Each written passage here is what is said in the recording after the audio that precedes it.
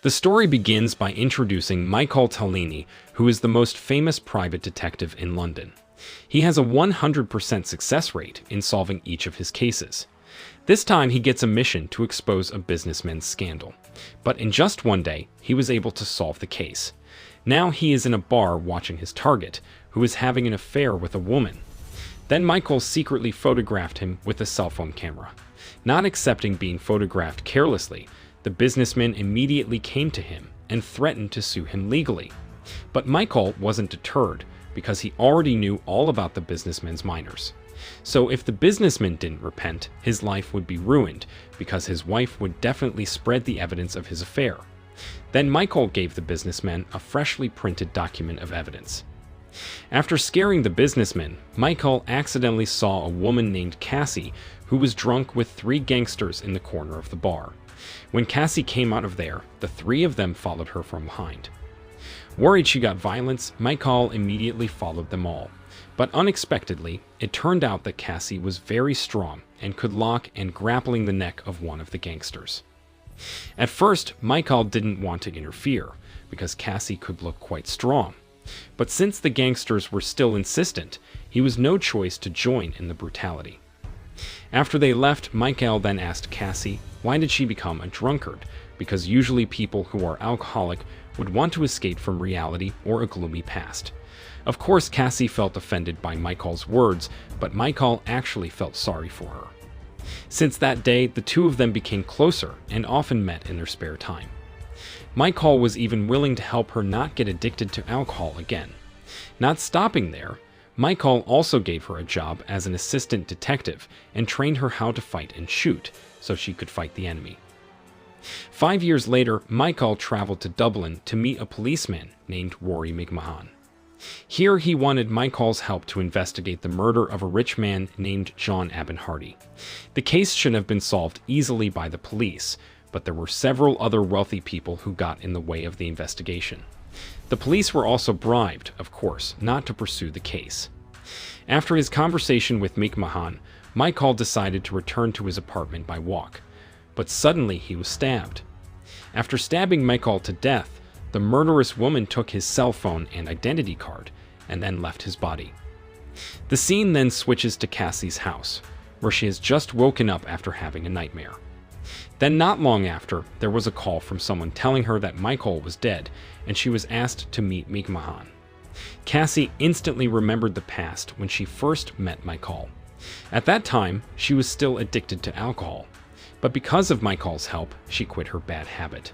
Not only that, Michael also gave her a gift, a gun, as her protection. Then one day, Michael investigated a murder case against John Abernhardy, but unfortunately, Michael became a victim of murder. He had promised Cassie that he would return home safely. After crying for 5 hours, Cassie went to the police station to ask McMahon some questions. Moreover, he was the last person to meet Michael before he died. Here, Cassie volunteered to take Michael's place and promised to solve John's murder. But before McMahon responded to her request, someone interrupted their conversation. That person was Victor Harrison, a lawyer who represented rich people, including the dead John. But strangely, he forced the police to stop the investigation, even though his own client was dead. Here, McMahon couldn't stop his investigation, especially since there were several policemen who were proven to have received bribes from Victor, and he suspected that this murder was committed by a cult. Hearing this, Victor immediately became emotional. But McMahon didn't care. He would continue with the case and asked Cassie to take over the investigation.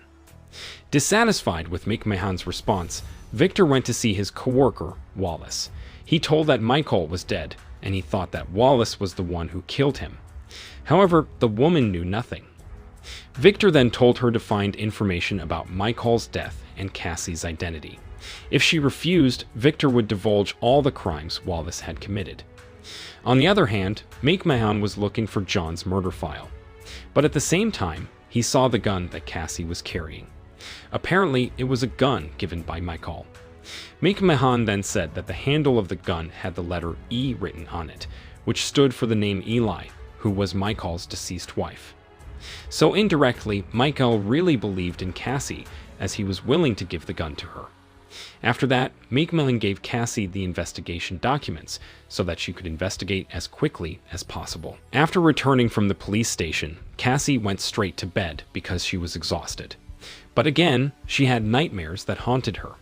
She was so scared that she brought a knife to her bed. The next day, Wallace met Victor again at a stadium. There, Wallace brought a document containing Cassie's personal information.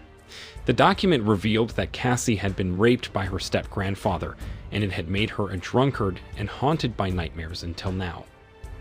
Then Wallace said that Cassie had learned Brazilian Jiu-Jitsu, until one day she went berserk and beat up her step-grandfather. She then reported her depraved behavior to the police. Although it sounded powerful, Victor seemed to underestimate Cassie's abilities. At the same time, Macmillan gave Cassie a clue regarding Maycall's death. According to his investigation, Maycall was killed from behind with 8 knife stabs. Not only that, the killer also cut the carotid artery, which caused Maycall to die instantly. From this, Cassie concluded that the culprit was a professional killer, as he could kill someone of Maycall's class. In addition, he also lost his cell phone and identity card. Therefore, Cassie invited Macmahon to investigate Maycall's hotel room. But when they got there, they didn't find any clues, and Cassie suspected that the killer had already secured all the clues in the room. Here, they didn't realize that Maycall's killer was watching from a distance. Meanwhile, Cassie and Macmahon continued their investigation at John's house. Later, Macmahon explained that John was a very wealthy man. But when they wanted to go inside, Cassie and Macmahon were approached by the house guards, who forbade them to investigate without an assignment letter. After an argument, they ended up getting into a fistfight. Fortunately, they were both well-trained, which made the guards nothing. But despite winning, Macmahon asked Cassie to leave, as there were more guards than they thought. Afterward, Macmahon treated Cassie to a meal while he devised a plan to break into John's house again. At this point, Cassie wished that Maycall was by her side, because if Maycall took the case, then he would solve it easily. Moreover, the late Maycall had been an Interpol agent for 26 years. Then, when his wife died, he decided to retire and open a private detective agency. Since then, he was known as a detective who would solve all kinds of cases. The next day, Cassie returned to John's house and planned to sneak inside, and she was directed by Macmahon remotely. Cassie finally could enter the crime scene after breaking into the back door. Then she observed all the objects there. According to the documents Macmahon had, John died on the bed. But strangely, there was no clue in the house, as if someone had deliberately lost it. But not long after, Cassie saw a secret door. In that place was a hidden room containing chains and cages, but when she wanted to report it to Macmahon, she was suddenly held at gunpoint. Cassie couldn't move, as the woman aimed right at her chest. She then told Cassie to turn off the communication device so that Macmahon wouldn't hear the conversation. Then the woman introduced herself as Jamie. She then told her that all this time she had been locked up and tortured by John and his accomplices in the secret room. When there was a chance to escape, the first thing she did was kill John, because he had made her a slave for years. In addition, Jamie also admitted that she was the one who killed Maycall, because at first she thought that Maycall was part of John's family who wanted to arrest her. Therefore, Jamie was no choice to kill him. Afterward, Jamie invited Cassie to kill depraved people, as she had both experienced violence and been a victim of abuse. But before she could answer, they suddenly heard police sirens from outside. Before escaping, Jamie asked Cassie to find information about her. After the killer left, Cassie told Macmahon everything. When the two of them wanted to continue the investigation, again Victor came and interrupted them. Until finally Macmahon and Victor argued again, because the police had entered the client's house without permission. While the two of them were arguing, Cassie suddenly mentioned Jamie's name in front of Victor. Hearing the name mentioned, Victor immediately stuttered like someone who was hiding something. After returning from John's house, Cassie reminisced about the late Maycall, especially after meeting Jamie. Not only that, she also remembered the incident in her childhood that traumatized her until now. At that time, she was thrown away by her own family after her stepfather was imprisoned, even though she was a victim who should have been defended and protected. On second thought, Jamie's words were true that she had the same fate as her. Fortunately, Cassie met Michael, who always calmed her down when her trauma recurred. Not long after, Cassie received a call from Michael's number. Apparently, Jamie still has the deceased's cell phone. Here, she tells her very sadly life story, having been raped by her stepfather. Then when she was fed up, she ran away from New York to London. But after his money ran out, she was no choice to become a beggar. Until one day she met an old woman named Dottie who gave her money and food. But it turned out that the food had been sprinkled with anesthetic, so Jamie fainted. And when she woke up, she was locked up in John's house. Then for 5 years, she was made a slave by a torture sect of rich people in the city of Dublin. She was tortured, raped, and treated like an animal. Therefore, she is now determined to eliminate everyone associated with the sect, including Victor and everyone who works for them. And just a few hours ago, Jamie had just finished off one of the people involved. On the other hand, Victor and Wallace meet with two people who are none other than Dottie and her husband named Edgar. Here, Victor discusses how Jamie is getting more and more violent, and if left unchecked, they could be the next target. Not only that, Cassie's existence could also threaten them, especially if she managed to uncover all the crimes committed by the torture sect. Therefore, Victor suggested that Dottie and Edgar go out of town until the situation was safely under control. But Dottie didn't want to just run away, she wanted to finish Jamie off first. Victor agreed with Dottie's suggestion, but he had no intention of killing Cassie because she was just a stranger. So it would be best if she was simply expelled, and the investigation would automatically stop as well. But again, Dottie wanted to solve this problem in a very extreme way. On the other hand, Cassie went to McMahon and told him that Jamie had just killed someone, but she didn't know who it was. To make sure, McMahon called Victor and asked if any of his colleagues had died. And sure enough, it turns out that one of Victor's colleagues has been missing for 2 days. When the phone was about to be hung up, suddenly a head floated in front of them. The person who threw the headpiece was Jamie. Then, after escaping, she immediately contacted Cassie and said proudly that she had just done something crazy. Hearing that, Cassie persuaded Jamie to hand over the evidence of the torture sect's crimes so that the police could take action. But Jamie wouldn't stop until she completed her revenge.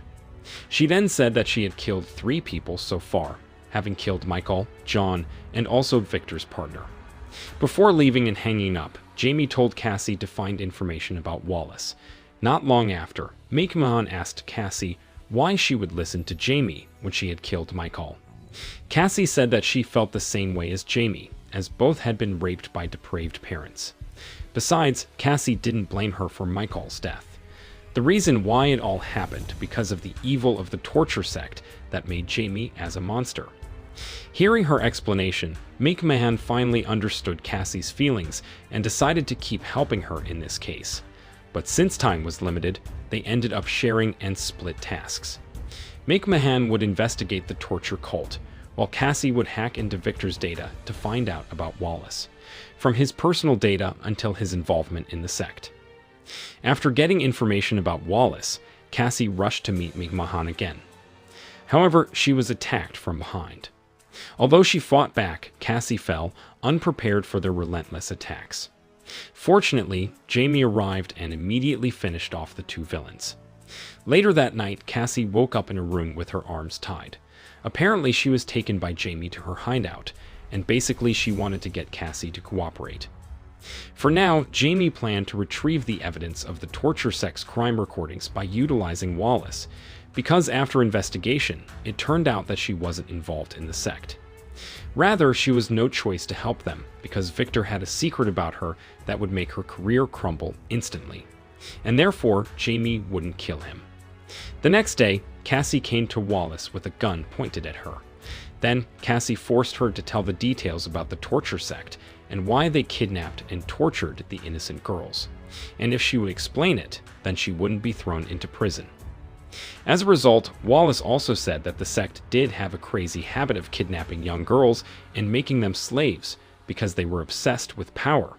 So, in all aspects of life, they must be the ruler, and the torture of young girls is a symbol of that power. But once the girls were no longer useful, they would sell them to the Russian mafia. Of course, Cassie was furious after hearing Wallace's explanation and couldn't wait to catch the criminals. Therefore, she forced Wallace to tell where the photo and video evidence that could bring down all the members of the torture sect were. When she got his address, Cassie called the police to arrest Wallace. Wallace was then interrogated by McMahon at the police station, so that the police would have a legitimate witness in the torture cult case. At the same time, Dottie and Edgar are seen walking on the edge of the city while dating like young people. However, they didn't realize that Jamie was behind them and stabbed him repeatedly. Although she managed to stab Edgar, but Jamie was too late to attack Dottie because the old grandmother hit her head unconscious. Then after that, Dottie, who let Edgar die on the side of the road even though he was her own husband, she chose to take Jamie instead because she couldn't wait to torture her again. Not long after, McMahon and his subordinates received a report regarding the attacks suffered by Edgar on the side of the road. Because time was limited, McMahon divided his team into two. For the first team, they will investigate Edgar's death, while the second team will arrest Victor in his office.